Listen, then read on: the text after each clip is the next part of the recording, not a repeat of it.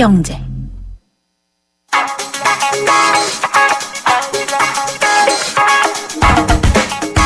안녕하세요. 멜로디 경제 대중음악 평론가 이대화입니다. 예전엔 해외 음원 사이트 하면 다들 아이튠즈만 떠올렸죠. 하지만 요즘은 상황이 조금 다릅니다. IT 업계 공룡들, 그러니까 구글, 삼성, 아마존 등이 온라인 음원 사업에 가열차게 뛰어들고 있습니다. 구글은 지난해 5월에 구글 플레이 뮤직을 통해서 음악 스트리밍 시장에 진출했고요. 삼성은 올해 3월에 밀크 뮤직이라는 라디오 서비스를 내놨습니다. 아마존도 자사의 프라임 서비스 회원들 대상으로 100만 곡 상당의 음악을 무제한으로 들을 수 있는 스트리밍 서비스를 시작을 했죠. 그런데 이 경쟁 구도가 시간이 지날수록 계속 거세질 것 같습니다. 구글이 얼마 전에 송자라는 음악 서비스를 인수했기 때문인데요. 송자는 상황에 따라 추천 음악을 내놓는 무료 음악 스트리밍 서비스입니다. 최근에 라디오가 음원 스트리밍 시장에서 블루칩으로 떠오르면서 한껏 주목을 받던 곳인데요. 이번 인수에는 무려 1,500만 달러가 들었다고 합니다. 한국도 SK텔레콤, KT, 네이버 등이 음원 시장을 주도하고 있죠. 해외도 유독 IT 기업들의 음원 시장 진출이 거센 것 같습니다. 음악은 요즘 해외 음원 스트리밍 서비스에서 폭발적인 인기를 끌고 있는 그룹 매직의 노래를 하나 듣겠습니다. Don't Kill the Magic입니다. If you want space, you could have. If you want change, you could have. Sleep on your bed, you could have. Bullets in my head, you could have. If you want love, you could have. The way that you love, you could have. If you want time, you could have. Tell you no lie, you could have it. Just don't kill the magic. Just don't kill the magic. I'm not ready to give up just yet. We can stay until we both forget. So baby, don't kill the magic.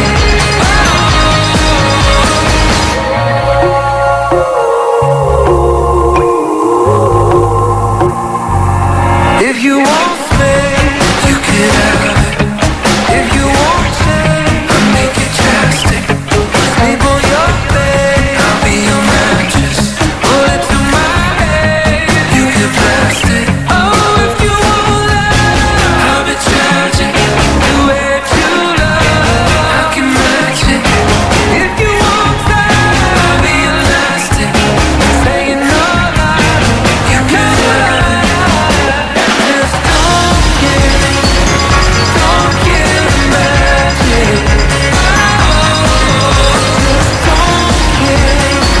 Just don't kill the magic. I'm not ready to give up just yet. We can stay until we both forget. So baby,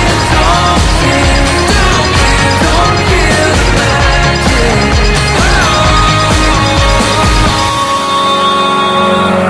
Take my arms, take my lips, take my vision, take my tongue, take my lungs if you need it. 효주 언니, 타이어 공기압이 뭐야?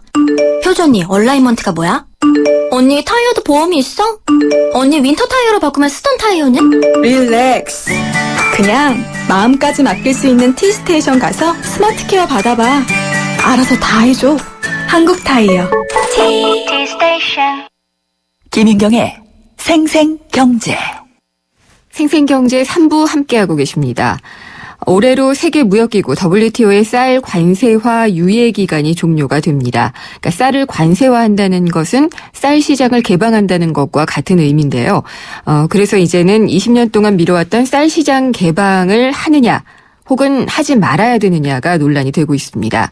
특히 정부가 오는 9월까지 WTO에게 통보를 해야 되기 때문에 이번 주 내에 쌀 시장 개방에 대한 입장 그리고 관세율을 발표하겠다 이런 입장인 것 같은데요. 저희 생생경제에서도 한번 짚어본 적이 있는데 농민 측에서는요. 기본적으로 쌀 시장 개방에 반대를 하는 의견이 많습니다.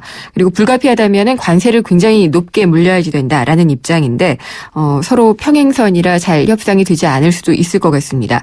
쌀 관세 어떻게 해야지 되는지를 한번 통상 전문가인 민주사회를 위한 변호사협회 송기호 변호사 전화로 연결해서 들어보도록 하겠습니다. 변호사님 안녕하십니까? 네, 안녕하세요. 예, 쌀 관세와 그러니까 이제 시장을 개방을 한다는 건데요. 네, 정부가 좀 서두르고 있는 것 같아요. 네. 예, 왜 그렇죠? 9월까지 통보를 해야지 되기 때문이다라고 얘기를 하고 있어요. 맞나요? 틀린 이야기입니다. 지금 그 WTO 그러니까 세계무역기구 규정에 예, 언제까지 통보하라는 그런 이제 조항을 보면 네. 우리나라가 이 해당 조치를 완료하고 나서 3개월 이내에만 통보를 하면 됩니다. 그러니까 정부 계획대로라면 지금 내년 1월 1일 날 내년 1월 1일부터 이제 누구나 쌀을 수입할 수 있도록 하겠다는 건데 네. 그러한 법적 조치를 완료한 후로부터 3개월이기 때문에 내년 3월 31일까지 통보하면 국제법상 타당합니다. 그러니까 이제 관세화 유예 기간이 끝나는 게 올해고 예. 그러니까 내년 1월 1일부터 시행을 하면은 그로부터 3개월 후까지 통보를 하면 되는 거군요. 예. 세계무역기구의 이 양어표 수정 그 절차 규정이라고 하는 그러니까 이 쌀 관세율을 정한 그 표를 양어표라고 하거든요. 네. 이제 현재 대한민국 쌀 이 관세율 표에는 지금 우리가 이야기하는 그런 높은 관세율을 매겨서 수입한다는 것이 당연히 없지 않습니까? 예. 그렇기 때문에 이제 정부가 말하는 관세화라는 것은 이 양어표를 수정하는 건데 여기에 적용되는 이 WTO 결정, 이 규정에 우리가 그런 조치를 완료한 후에 3개월 이내에 통보하면 되도록 그렇게 명시적으로 나와 있는 문제입니다. 근데 왜 정부는 9월까지 통보를 해야지 된다고 얘기를 하고 있는 거죠? 예, 그 점 꼭 좀 한번 인터뷰를 해주시면 좋겠는데요, 정부에 직접. 네. 제 생각에는 9월까지 통보를 함으로써 이를테면 이 상대국들에게 좀 더 서비스를 해주는 왜냐하면 상대국들 입장에서는 좀 더 미리 내년에 어떤 식으로 한국이 이 쌀 수입 자유화를 할지 좀 미리 알 수 있게 되는 점이 있지 않습니까? 예. 그런 점 때문에 다른 나라를 위한 어떤 서비스 차원에서 하는 게 좋겠다 이런 이야기는 정부가 할 수 있겠지만 예. 마치 그것이 의무적으로 즉 올해 9월까지 우리나라가 이 관세화를 통보를 하지 않으면 안 될 것처럼 정부가 말하는 것은 그것은 전혀 국제법적으로도 근거 없는 이야기고 저는 네. 그것을 만약에 정말로 그런 의무가 있는 것처럼 말한다면은 저는 그걸 거짓말이라고 할 수 있습니다. 지금 의무가 있는 것처럼 얘기하시는 것은 맞는 것 같은데 저희가 예. 이 정책이 나오면은요 농림부 장관이나 차관님을 모시고 인터뷰를 진행하려고 하고 있어요. 꼭 이 부분은 한번 확인을 하도록 하겠습니다. 일단 변호사님께서는 9월까지 통보하는 것은 아니다. 예, 그럴 법적 의무는 없고 예. 이 WTO 협정에 명확하게 우리가 예. 조치를 완료한 후에 3개월 이내에 통보를 하면 네. 그때부터 3개월 이내에 쌀 수출국들이 그 우리나라 통보 내용에 대해서 어떤 검사를 하는 그런 절차가 세세하게 다 규정이 이미 나와 있습니다. 알겠습니다. 그거는 저희가 꼭 확인을 한번 해보도록 하겠고요. 네. 조금 더 원론으로 들어가서요. 예. 몇 번의 공청회도 그렇고 정부 입장은 명확해요. 쌀 시장 개방은 불가피하다. 그리고 쌀 시장을 개방하지 않으면은 의무 수입 물량, 어려운 말로는 MMA라고 하는데 이게 2배 이상 늘어날 수밖에 없기 때문에 관세화가 불가피하다. 이렇게 설명을 하고 있어요. 네. 이거는 어떻게 보시나요? 저는 조금 전에가 다릅니다. 지금 제가 아까 국제법 말씀을 드렸습니다만 세계무역기구 우리나라 이 쌀 조약을 해석을 하면은 네. 우리에게 상당히 불리하게 되어 있기 때문에 내년 1월 1일부터 우리나라가 쌀을 개방해야 될 의무가 발생하는 것으로 저도 그렇게 해석을 합니다. 네. 그러나 거기서 머무른다면 이를테면 중국이나 미국 같은 쌀 수출국의 공무원들이 한국에게 그렇게 말할 수는 있겠죠. WTO 협정상 한국이 내년부터는 쌀 개방을 적으로 해야 된다. 네. 근데 문제는 지금 그거는 쌀 수출국들 입장에서는 그것까지 말하면 되지만 우리 입장에서는 설령 그런 의무가 있더라도 과연 반드시 그렇게 해야 되는가의 문제. 즉 우리가 정말 대책을 가지고 있는 건가. 가령 그냥 법 조문대로 그렇게 다 열었을 때 예. 우리 쌀농사를 계속 유지할 수 있는 우리 주식을 계속 지킬 수 있는 우리의 대책이 확실히 있는 것이고 그것이 무엇인가. 그것을 같이 만들어 나가기 위해서는 어떻게 해야 되는 것인지 그런 어떤 우리 자신의 고민이 더 있어야 되는데 정부가 그런 이야기는 내용 있게 하지 않고 있고요. 그 다음에 의무 수입 물량을 2배 이상 늘려야 된다는 것은 그것 역시 마찬가지로 네.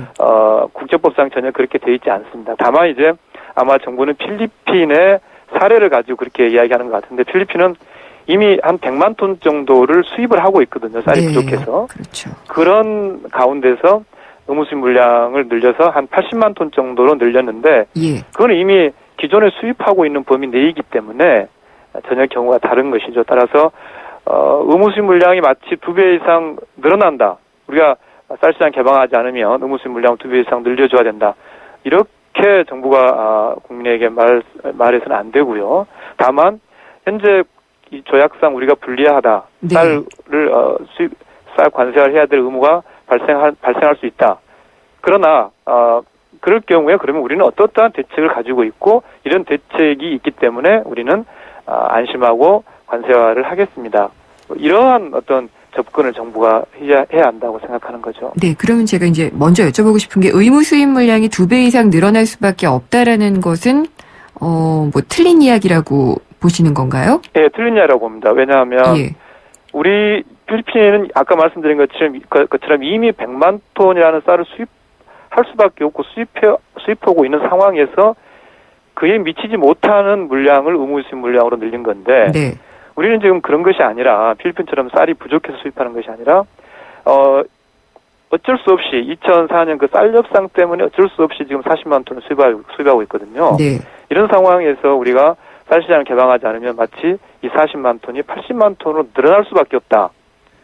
그것은 국제법적으로 그렇게 되어 있지 않을 뿐만 아니라 근거가 없는 말씀이라는 거죠. 예, 그렇습니다.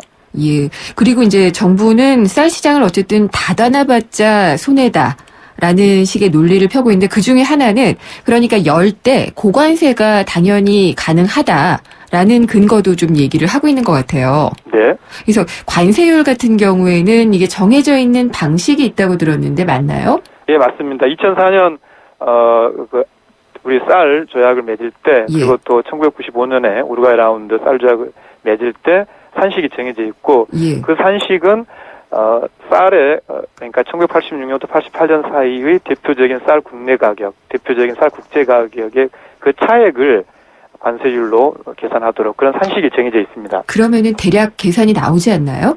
그렇습니다. 오랫동안 여러 곳에서 계산을 했고 네. 우리는 그 중에서 합리적으로 그리고 우리에게 유리한 그런 자료를 적용을 해서 관세율을 계산해서 통보해주면 됩니다.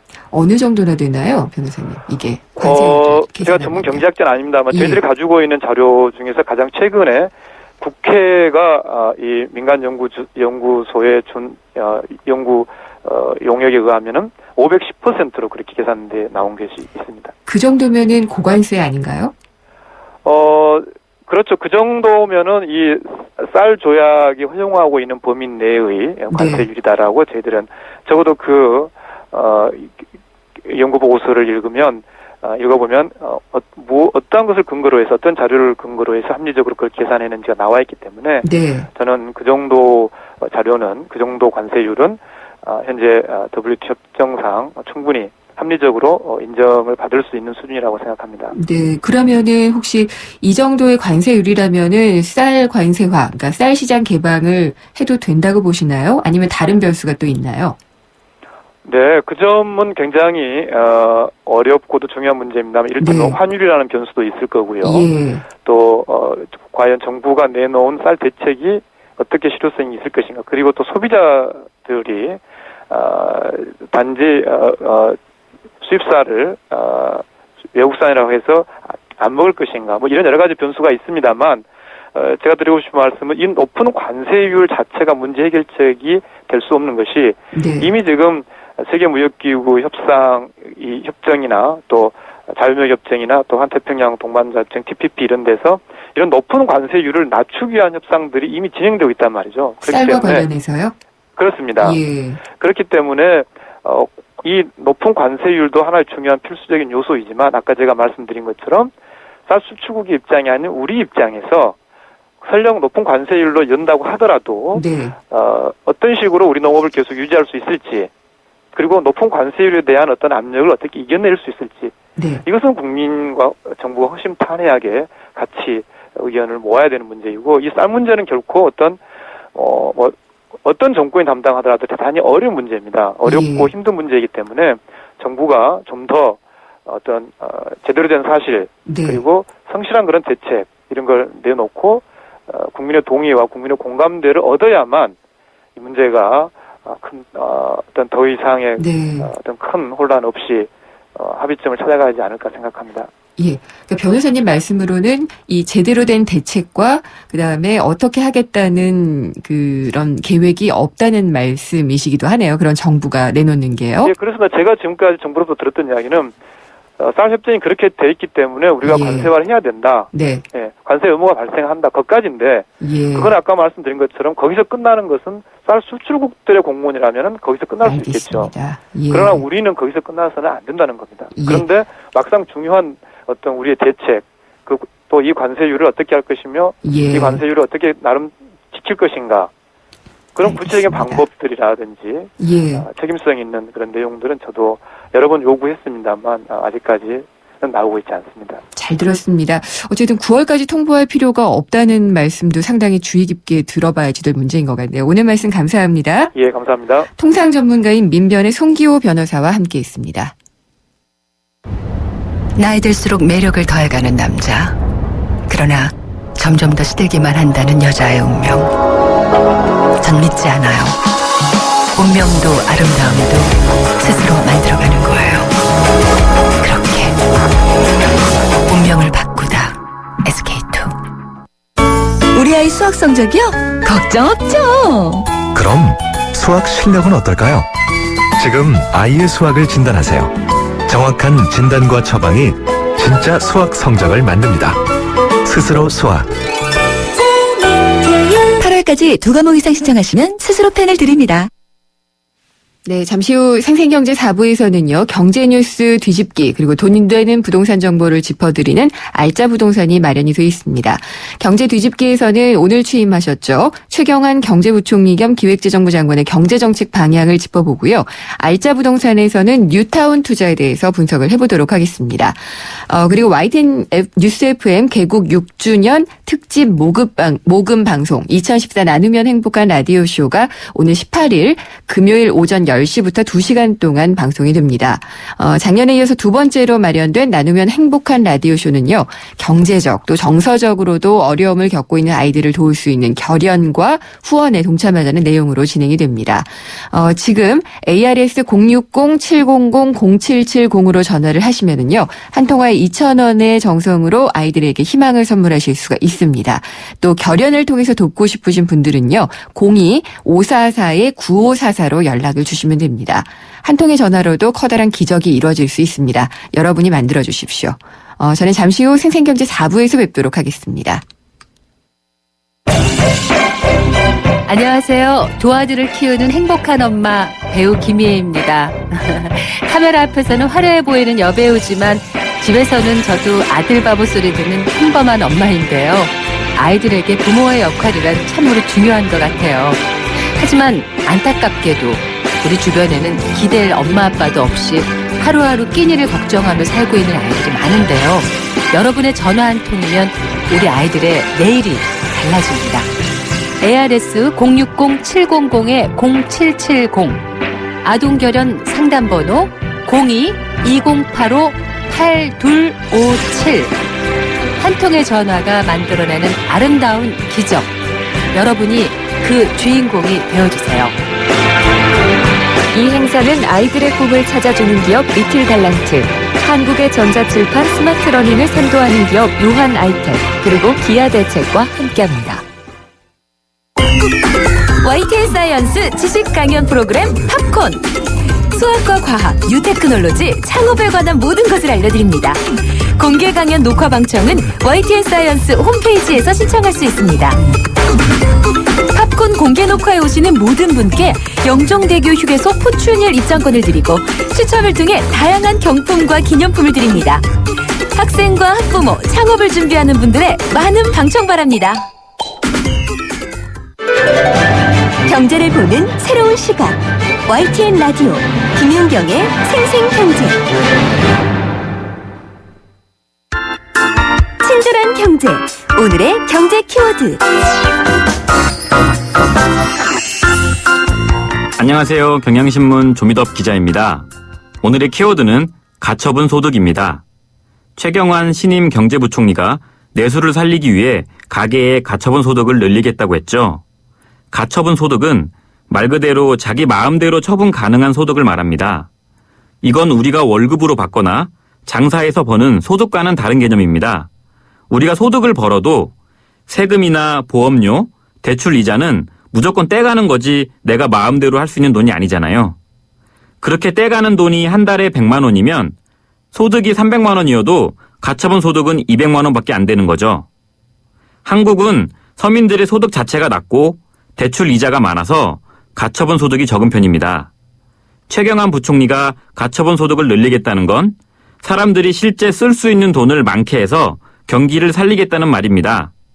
가처분 소득이 늘어나려면 최저임금을 올려서 소득 자체를 높여주거나 대출이자 부담을 덜어주거나 세금을 깎아주는 방법이 있겠죠.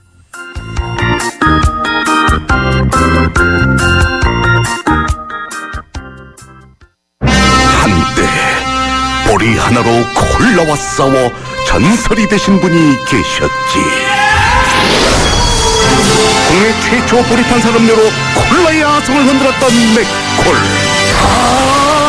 인생을 맛보리 맥콜. 네, 피자헛입니다. 저기요, 고기 피자랑 새우 피자랑 뭐가 더 맛있어요? 둘 다 맛있습니다, 고객님. 그래도 뭐가 더 잘 나가요? 솔직하게. 둘 다 잘 나갑니다. 왜냐하면 더블 박스. 박스는 하나, 피자는 두 가지. 25,000원. 15885588 피자헛. 더블 박스 주세요. 경제 뉴스의 진실과 오류, 그것이 알고 싶다. 경제 뒤집기. 세상의 베이스가 되다 포스코 협찬으로 김은경의 생생경제 4부 시작하겠습니다. 경제 뉴스 뒤집기부터 시작을 할 텐데요. 박근혜 정부의 제2기 경제팀이 출범을 합니다. 그래서 최경환 경제부총리가 앞으로 경제정책 방향을 어떻게 끌어갈 것이냐, 대충은 얘기가 되고 있습니다만은 특히나 가계소득을 늘리겠다. 좋은 얘기죠. 이게 소득이 가계로 쏠리도록 하려면 어떤 정책을 펴게 될지 궁금한데요. 이 부분을 좀 알아보도록 하겠습니다. 김영익 서강대 경제대학원 교수 전화로 연결돼 있습니다. 교수님 안녕하십니까? 예, 안녕하십니까? 예, 일단 가계로 소득이 좀 흘러들도록 하겠다. 반가운 얘기예요. 예. 네, 지금은 그러면은 소득의 분배가 어떤 식으로 이루어지고 있나요? 우선 우리가 생산 활동을 하면은 군소득이 생기게 되는데요. 우선 가계로 가져가죠. 우리가 직장에 가서 일하면 월급 같은 거 받지 않습니까? 예. 네, 그리고 은행에다가 예금을 하면 이자 소득이 생기고 주식을 사면 또 배당금이 생기거든요. 그렇죠. 이런 식으로 가계가 소득이 가져가고요. 그다음에 기업은 경영과 자본 제공을 통해 가지고 이익을 내고 기업도 또 배당금을 받죠. 그다음에 정부는 우리 국민들한테 행정 서비스를 제공하거든요. 네. 그 대가로 또 세금을 받게 됩니다. 그래서 국민소득이 생기면은 기업, 가계, 정부 이렇게 나눠 갖는 거죠. 그렇군요. 그러면은 가계로 소득이 흘러들도록 하겠다, 가계 소득을 살주겠다 이런 얘기는 지금 가계 쪽으로는 소득이 많이 안 돌아가고 있다 이런 얘기로 해석이 되는데요. 예. 그런가요? 우리가 97년 IMF 이른바 경제위기를 겪었고요. 또 네. 2008년에 글로벌 경제위기를 겪었지 않습니까? 이 두 번의 경제위기를 겪으면서 가계는 상대적으로 가난해지고 기업은 상대적으로 부자가 됐어요. 구체적으로 통계로 보면요. 97년 이전까지는 국민소득 중 가계가 한 72%를 가져갔습니다. 네. 근데 그게 최근에 63%로 낮아졌고요. 대신 기업 목표 15%에서 23%로 늘어났거든요. 그래서 뭐 상대적인 것입니다만 가계는 가난해졌고 기업은 상대적으로 부자가 됐다. 이런 말씀을 드릴 수가 있는 겁니다. 아, 그럼 소득 증가율로 따질 때 뿐만이 아니라 일단 비중 자체가 가계 비중이 좀 줄어들었군요. 예. 그러니까 기업 소득 증가율이 높아지고 가계 소득 증가율은 상대적으로 낮아진 것이죠. 네, 이게 이제 전 세계적인 현상인데요. 네. 근데 문제는 우리나라가 제일 빠르게 진행되고 있거든요. 항상 나쁜 건 제일 빨리. 예. 예, 평균 국가들 보면 가계 소득 비중이 한 69% 정도 돼요. 네. 우리나라는 지금 그거보다 훨씬 낮은 상태거든요. 그러면은 가계가 상대적으로 가난해졌다고 했는데요. 그렇다면은 그 배경을 뜯어보지 않을 수 없을 것 같아요. 몇 가지 이유가 있는데요. 가장 중요한 게 기업이 영업이익을 내 가지고 결국 그 가게에다가 임금소득으로 주게 되는데요. 네. 근데 과거에는 영업이익 증가율이 임금 상승률보다 좀 낮았었어요. 근데 최근 들어오면서 특히 2008년 이후로는 영업이익 증가율보다 임금 상승률이 더 낮거든요. 예. 그래서 2008년 이후로 최근까지 보면은 기업의 영업이익 증가율은 평균 9.5% 연평균 그렇게 증가했는데 임금 상승률은 6.5%로 낮죠. 그래서 상대적으로 네. 기업은 부자가 되고 가게는 좀 가난해진 겁니다. 그러면은 가계 소득 증가율이 조금 더딘 이유는 일단 기업들이 임금을 안 올려준 것도 있을 테고요. 최근에 이 소규모 자영업자들이 많이 폐업도 하고 그러는데 그런 영향도 좀 혹시 있는 걸까요? 예, 자영업주도 참 어렵죠. 네. IMF 경제위기 겪으면서 많은 분들이 직장을 그만두고 자영업을 했거든요. 그때 고용 비중에서 한 29%까지 늘어났는데 최근에 22%로 좀 줄어들긴 했습니다. 그런데 이분들 이익 증가율이 기업 영업이익 증가보다 훨씬 낮거든요. 예. 그리고 최근 그 국세청 통계에 보니까 2012년 기준입니다만은 자영업주 56%가 한 달간 일해서 소득이 100만 원 이하입니다. 아. 참 어려운 거죠. 그리고 네. 지금 길 가다 보면 가게들 많지 않습니까? 예. 이게 최근 통계에 보면은 매년 4분의 1 주인이 바뀐다는 것입니다. 그렇군요. 그래서 자영업주 소득 증가율이 낮다 보니까 또 가게가 더 가난해지게 나오고 있어요. 또 이와 더불어 가지고 금리가 많이 떨어졌지 않습니까? 예.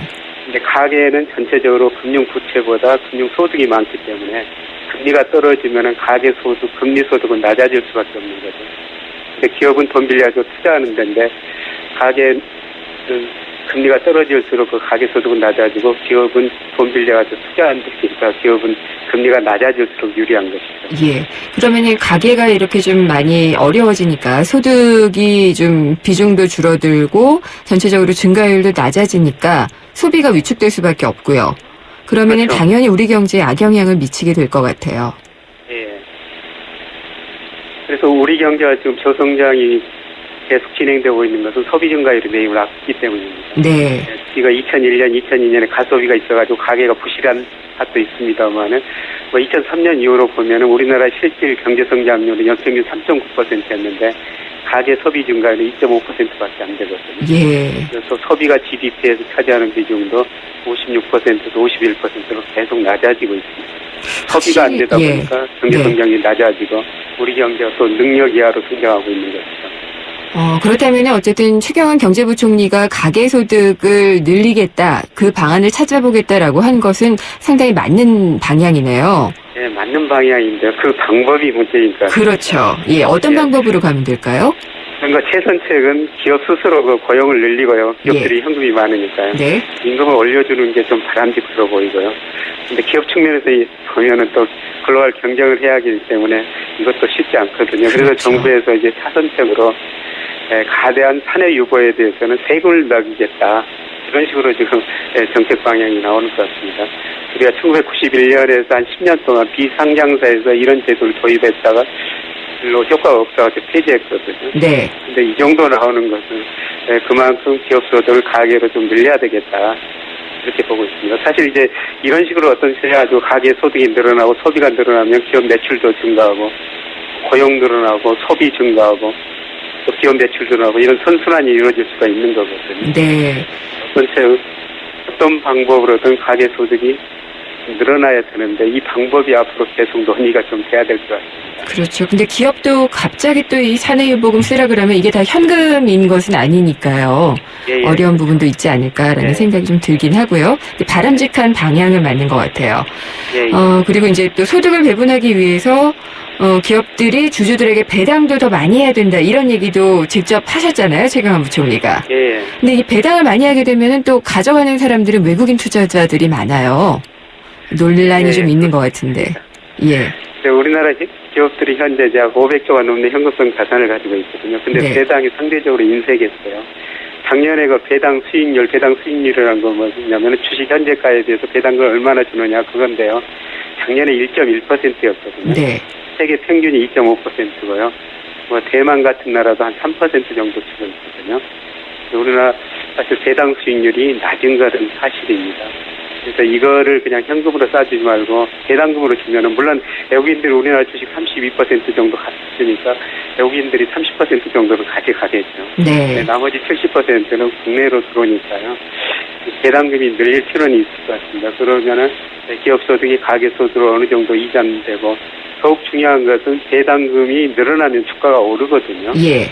주가가 오르면은 사실 부의 효과에서 소비가 될 수가 있는 것이죠. 네, 그리고 사실 주가가 오르면 주식 안 가지고 계신 분들도 뭐가 좋은 일이 있나 보다 이렇게 소비 심리도 그런데거든요. 예. 그래서 이런 측면에서 보면은 배당금을 더 주는 거는 바람직한 것 같습니다. 항상 좀 위축돼 있고 돈이 돌지 않으면은 그 경색이 문제인 것 같아요. 예. 특히나 우리는 기업을 그리고 이제 많이 배당금도 예. 이거 기업이 스스로 주면 좋은데요. 네. 기업은 그럴 가능성도 별로 크지 않기 때문에 정부에서도 또 이걸 유도하겠으면 저는 국민연금이 큰 역할을 해야 된다고 생각하고 있습니다. 우리가 월급 받을 때마다 국민연금을 내는데요. 네. 국민연금이 이미 상장 주식이 한 7% 이상 주식을 가지고 있거든요. 그렇죠. 앞으로 몇 년 지나면은 뭐 10% 정도 가지고 있을 겁니다. 국민연금이 저는 기업들한테 좀 압력을 넣어가지고 배당금 더 주게 하는 이런 것이 바람직한 방향이 아닌가 생각하고 있습니다. 그렇게 말씀하시니까 또 국민연금 재정도 좋아질 수가 있겠네요. 예, 그렇죠. 주가가 네. 오르면 국민연금 재정도 올라오고요. 아, 예, 그렇게 사실 되면. 국민연금이 앞으로 우리 세대나 다음 세대 굉장히 큰 짐이 될 수도 있고 축복이 될 수도 있습니다. 그렇죠. 예. 잘 끌어갈 수 있으려면은 이런 모든 게 좀 선순환되어야 될 것 같습니다. 예, 오늘 말씀 감사합니다. 예, 고맙습니다. 김용익 서강대 경제대학원 교수였습니다. 생생경제를 다양하게 만나는 방법. YTN 라디오 앱 예스와 YTN 라디오 웹사이트, 팟캐스트를 통해서 실시간 청취와 다시 듣기가 가능합니다. 언제 어디서나 손쉽게 만날 수 있는 생생경제. 참 좋다.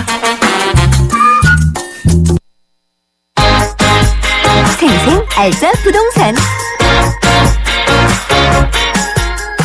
예, 조금 전 경제 뒤집기 시간에 전화 연결 상태가 별로 좋지 않았는데요. 청취자 여러분의 양해를 부탁드리겠습니다. 알면 돈 되는 부동산 정보 짚어드리는 알짜 부동산 시간 시작하도록 하겠습니다. 김학권 세준코리아 대표 전화 연결돼 있습니다. 안녕하십니까? 안녕하세요. 반갑습니다. 예, 서울시 뉴타운 출구 전략. 이게 박원순 시장이 들어온 다음이니까 한 2년 됐나요? 그렇죠. 2012년에. 예. 어떻게 진행되고 있나요? 여기 이제 2012년에 박원순 서울시장이 취임을 하면서 뉴타운 정비사업 친정책 구상이라는 것을 발표한 출구 전략을 발표했습니다. 예. 현재 서울시 전체 그 뉴타운 구역이 606군데 되는데 현재 324개의 실태를 조사를 하고 있어요. 317개가 구역 조사를 완료했고요. 예. 실제적으로 조합이라든지 추진회가 있는 실체가 있는 사업장이 340개 정도 되는데 여기 이제 실태 조사를 통해서 주민들한테 여부를 물어가지고 이걸 갈 건지 말 건지를 결정하는 것들이거든요. 여기 이제 해산 여부가 결정된 곳이 26개죠. 2년 동안 서울시가 아주 야심차게 밀어붙였는데 네. 이렇게 결정된 곳이 많지는 않죠. 그러다 보니까 이제 사업장에 나머지 314개 사업장에서는 요거를 진행할 건지 말 건지 서울시도 그렇고 주민들 간의 분쟁도 상당히 심합니다. 그래서 일부 그 사업장의 주민들은 이런 얘기들을 많이 해요. 너무 해제에만 서울시가 집중하는 거 아니냐. 네. 이렇게 불만을 많거든요. 사실 해제를 한다 해도 이건 뭐 뚜렷한 어떤 사실 대안이 없어요. 사실은 이제 해제하면 물론 다시 추진할 수가 있는데 그러려면 다시 비용도 들고 주민들 의견도 수렴하기 때문에 시장이 또 회복되고 좀 뉴타운 그 시장이 좀 나아진다고 그러면 다시 또 추진할 지역들도 굉장히 많거든요. 그러니까 이런 부분들 상당히 좀 주민들이 좀 불만들이 굉장히 많다고 볼 수가 있겠습니다. 그러니까 이 출구 전략이라는 게 이 조합을 해산하는 거를 얘기를 하는 거잖아요. 그렇죠. 사업 추진회가 있거나 조합이 네. 사업 설립인가 하더라도 조합원이 그러니까 주민들이 반대하면 사업을 안 하겠다는 그런 거거든요. 네. 원하는 지역만 하겠다 그런 뜻이죠.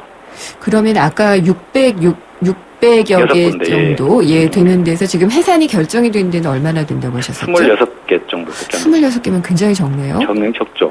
예. 그만큼 민감한 거죠. 주민들도 이제 어떤 부동산 시장이 굉장히 좋지 않기 때문에 네. 또 이게 추진을 해가지고 비용도 더 많이 들고 옛날에는 이제 일반 분양을 하게 되면 분양가도 많이 받을 수 있었고 거기에 대해서는 사업비가 많이 전략이 돼서 추가 부담감 이런 것들이 많이 없었단 말이에요. 최근에는 이제 그거에 대한 어떤 굉장히 우려가 많다 보니까 그 조합원들도 해야 되는지 말아야 되는지 굉장히 그 고민들을 많이 하고 있는 현장들이 굉장히 많다고 분석이 됩니다. 그러니까 멈춰 있는 그런 지역들이 상당히 많이 있잖아요. 그렇죠. 그런 지금 보면은 아까 말씀드린 600개가 넘는 지역이 많은데 네. 어느 지역들은 지금 가보면은 뭐 일부 집을 또 비워준 이주하는 지역들도 굉장히 많아요. 그러니까 슬럼화된 지역도 굉장히 많고 더군다나 이제 여기 강북 쪽에도 많이 좀 돼 있지 않습니까? 네. 뭐 도로라든지 이런 것들이 굉장히 협소하고 일부 또 그 옆에 좀 흘렸는데 옆에 좀 살고 있는 집도 굉장히 많고 예를 들어서 뭐 방범이라든지 또 뭐 방화라 이런 것들이 상당히 빈번하게 일어난다고 볼 수가 있겠습니다. 그렇군요. 그러면 어쨌든 이런 것들을 좀 해결해 보겠다는 게 서울시의 뉴타운 출구 전략 아니었을까요? 네. 예. 그러면은 서울시가 목표로 하고 있는 게 어느 정도 있을 텐데. 예. 예. 우선 서울시는 아까 말씀드린 투트랙 맞춤형 지원을 하겠다. 이제 적극적으로 추진하겠는데 그게 무슨 말이냐면 아까 말씀드린 주민들의 의사를 물어봐서 사업을 뭐 지속적으로 하겠다 하는 지역은 추진 지역으로 해산을 하겠다는 해산 지역으로 이제 분류를 해가지고 지원을 하겠다 그런 뜻이거든요. 그래서 2013년까지 그 정비사업 융자금은 한 150억 정도에 그쳤는데 정비사업 융자금을 한 350억으로 확대를 하고 예를 들면 사업 추진 간소화라든지 정비 변경 영역비 지원이라든지 기반시설 지원 등 이런 것들은 변경할 예정이고 또 주민들 간의 갈등 장교 현장들이 굉장히 많거든요. 네. 여기는 이제 조합장, 추진위원장 지위를 갖는 그 구청에서 사업 관리자를 파견해서 분쟁 조정을 좀 해보겠다. 그래서 이제 고객 공공관리제를 좀 시행을 하고 있지 않습니까? 예. 여기다가 이제 추진위의 법인 등록 의무화 방안을 추진합니다. 이거는 추진위가 무분별하게 돈을 쓰고 청구하는 것들이 굉장히 많고 비리가 굉장히 많거든요. 이런 걸 미연에 좀 차단하겠다. 그래서 이제 뉴타운 일몰제를 전면 도입을 좀 추진하고 있는 거죠. 예를 들면은 진행도 뭐 되는 것도 없고 안 되는 것도 없는 이런 상황들이 굉장히 많거든요. 네. 그래서 일정 기간 동안 미개발 시 자동 해제되는 일몰제를 도입을 추진하고 있는 상황이라고 할 수가 있겠습니다. 그건 어떻게 시의회에서 나오면 되는 건가요? 그렇죠. 아마 이게 서울시에 올리면은 시의회에서 아마 통과가 되면 아마 진행이 될 걸로 보여집니다. 아직 도입은 안 됐고 추진을 하고 있는. 그렇죠. 예. 근데 조합원들끼리 이걸 합의를 하기도 쉽지가 않을 것 같아요. 그렇죠. 이거는 뭐 재건축도 마찬가지고 재개발도 마찬가지고 이거를 추진하기 전에 이제 동의를 서로 받지 않습니까? 그렇죠. 그 중에서 뭐 예를 들어서 70% 동의를 받으면 추진할 수가 있는데 30%는 동의를 안 한 분들이거든요. 또 동의를 했던 분들도 이제 뭐 상황이 바뀌었다든지 자기 처지가 바뀐 분들은 또 동의를 안 한 분들도 계시고 나는 아니다 이거 추진해야 되겠다. 뭐 이런 사례가 그런 사람들 굉장히 많죠. 그러니까 서울시가 최근에 뭐 부동산 시장이 굉장히 장기 침체가 되면서 이렇게 재개발이라든지 뉴타운으로 해서 성공한 사례가 그렇게 많지 않아요. 네. 집값도 많이 오른 현장도 많지 않다 보니까 주민들 갈등이 굉장히 서로 심하죠. 그렇군요. 그러면은 이제 이 매몰 비용 때문에 갈등이 많다 이런 얘기가 있는데 그러면은 조합을 만들 때 넣었던 돈들 뭐 이런 게 문제가 되는 건가요? 그렇죠. 이제 추진위를 구성해서 추진 활동을 해야 이제 조합도 만들고 할 거 아닙니까? 근데 여기 이제 사업이 해산이 되면 문제가 되는 거예요. 사업이 진행이 되면 어차피 나중에 이제 뭐 지원도 받고 괜찮은데 사업이 해산이 되면은 상당히 문제가 되거든요. 돌려받을 수 있느냐 없느냐. 그렇죠. 서울시가 사실은 매몰 비용의 70% 정도를 보조를 해주긴 했는데 그렇지 못하죠. 매몰 비용을 지급 사례가 있거든요. 성동구 금호 23주택 재개발 구역인데요. 2014년 3월에 주민들이 2013년 7월에 성동구청에 그 주민들의 지원 요청 금액은 7억 6천만 원이었습니다.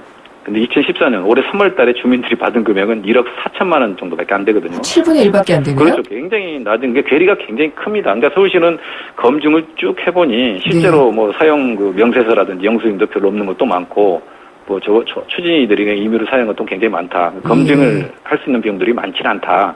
이런 것 때문에 이제 뭐 많이 지급을 못하겠다 하는데 실제 이런 그 매몰 비용을 보존해서 줘야 되는데 서울시가 예산도 이렇게 턱없이 사실 좀 부족합니다. 그래서 조합과 시공사 간 그다음에 또 서울시 간 이게 지금 일부 단체에서는 지금 서울시와 정부를 상대로 지금 소송전을 하려고 좀 준비를 하고 있거든요. 이런 것들이 많이 법정 그런 곳이 많이 있나요? 그렇죠. 이제 아니 많지는 않은데 앞으로 이게 장기화되면 이런 어떤 소송전으로 비화될 가능성이 굉장히 많죠. 소송전으로 비화되면 사업이 진짜 점점 더 어려워진다고 볼 수가 있겠죠. 완전 그렇게 되면은 산으로 가는 게 아닌가 이런 생각이 좀 들기도 하네요. 예. 그러면은 지금 박원순 시장께서는 어떻게 보고 계신지도 좀 궁금하기도 하고요. 일단 대표님 보시기에는 지금 이런 여러 가지 문제점들이 있잖아요. 대표님 보시기에는 뉴타운 출구 전략 이게 어떻게 진행될 거라고 보시나요? 그러니까 이게 서울시 서울시 의중만 가지고 되는 것도 아니고 또 주민들 의견이 잘 맞으면 좋은데 옛날에 부동산 시장이 좋을 때도 뭐 찬성한 사람도 있고 반대한 사람도 굉장히 많았거든요. 그래서 아까 말씀드렸다시피 314개 정도는 지금 찬반 사업 해산 여부를 놓고 굉장히 분쟁을 지금 하고 있고 또 일부 지역에는 매몰 비용 문제로 굉장히 법정 소송도 준비하고 있거든요. 그래서 이게 출구 전략이라는 거를 빨리 끝내야 돼요. 그러니까 아까 말씀드린 해제 여부를 빨리 그러니까 서울시가 초반에 방향은 제대로 잡았는데 이걸 2년 동안 너무 끌고 있다는 얘기죠. 그렇군요. 그죠? 너무 이제 뭐 해제 쪽으로도 몰고 있는 거고.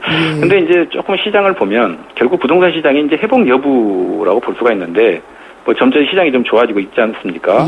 여기다가 이제 정부가 개입을 지금 했어요. 그러니까 공공관리제를 서울시가 이제 첫 도입을 했는데 이거를 공공관리제를 하다 보니까 아까 뭐 사실은 좀 서울시가 많이 지원을 해가지고 어떤 뉴타운이 많이 활성화돼야 되는데 이게 지지부진해지고 있거든요. 그러니까 정부가 나서서 지금 공공관리제를 자율화시키겠다.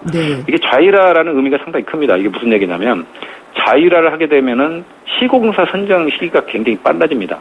지금은 예를 들면은 관리처분 인가를 받아야지만 이 시공사 선정을 할 수 있거든요. 근데 이제 자율화를 하게 되면은 조합 설립인가 받으면 곧바로 시공사를 선정할 수 있기 때문에 그만큼 이제 자금 투여가 어떤 조합에 많이 될 수가 있고 또 전문가 집단인 시공사가 어떤 들어온단 말이에요. 그러면은 여러 가지 어떤 진행 속도라든지 자금이나 이런 것도 해결되기 때문에 지금까지 지지부진했던 어떤 그 뉴타운 사업이 오히려 좀 더 진행 속도가 좀 빨리지 않을까 이런 좀 생각을 해봅니다. 그렇군요. 네, 혹시 뭐 이런 측면에서 볼 수 있을 것 같아요. 뉴타운에 대한 어떤 투자 가치 이걸 다시 한번 좀 점검해 볼 때가 아닌가 싶기도 하거든요. 당연하죠. 우리가 한 4, 5년 전만 해도 정말 뉴타운이 황금알을 하는 거위라고 이렇게 생각해서 굉장히 인기를 끌었는데 최근에 이제 지분값도 많이 하락했어요. 그래서 지역마다 좀 다르겠지만 지분값이 예전에는 3.3제곱미터당 거의 한 2,500, 3,000만 원씩 했거든요.